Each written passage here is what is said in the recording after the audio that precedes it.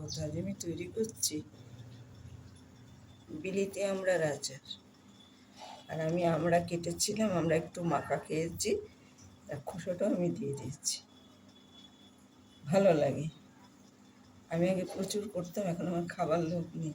বিলিতি আমড়া তো একটু মিষ্টি মিষ্টি, আমি তাও একটু মিষ্টি দিলাম।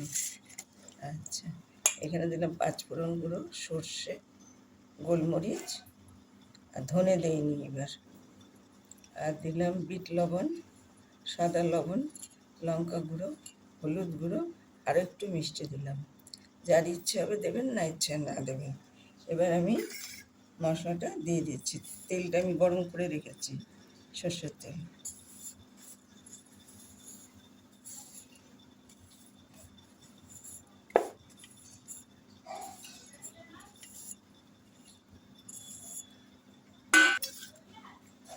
এটা আমি একটুখানি নুন হলুদ মাখিয়ে আমি একটু হালকা রোদ দিয়েছি। এখন তো প্রচণ্ড বর্ষা, রোদ দিতে পারছি না, কিচ্ছু না।